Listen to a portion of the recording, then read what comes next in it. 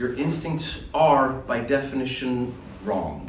Your instincts are stupid, always. And your job is to always question your instincts until you can't question them anymore, and then they become the character's instincts. Do you understand? Because your instincts are going to be born of a prejudice, not of the script.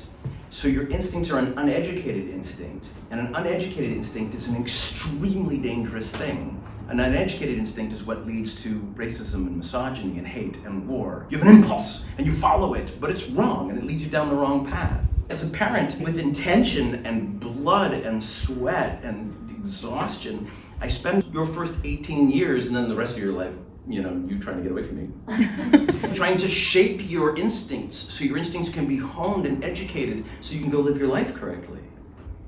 So the idea of an uneducated instinct is a very dangerous thing. You come to the script and you go, I don't know, like, what's the story? It doesn't matter, just play it.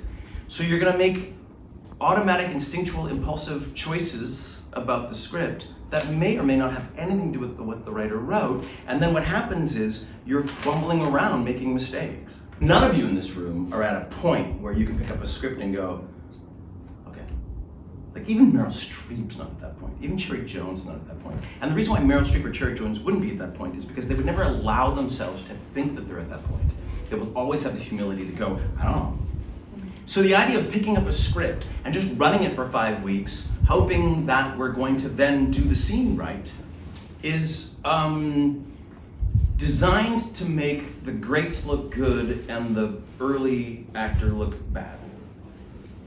And that to me is fallacious and disturbing.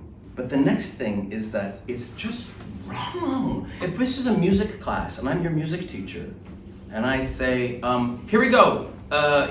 Here, we'll take this Mozart piece, get up on there and play it. Will, go ahead, play it. And you're like, I go, play it. And you go, you play it. And I go, okay, so Will, let's talk about your mom, let's talk about your dad, because you're clearly broken and don't know how to play piano.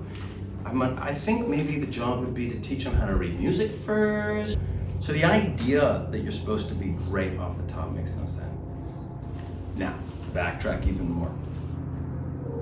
The idea that I'm going to discover it in rehearsal through my instinct means that my prejudice, my ideas, my thoughts, my interpretation, my needs are going to smear itself on the script. The whole point is that you're in character.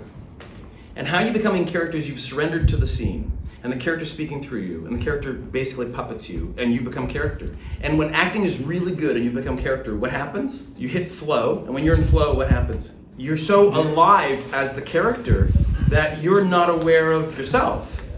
Matthew's no longer aware of Matthew. We just did that audition, right? And when we were done, you were like, that's the take. And I was like, what's it? And then we had to watch it. And you and I were both going, at the shit I was doing. Because I didn't know I was doing that stuff. I was just being the dork dad, right? It's like you have to surrender to it. And if you surrender to it, your ego's gone. So you're not aware of what you did. You're only acting when you're not aware of what you're doing. And that's when you're discovering the scene.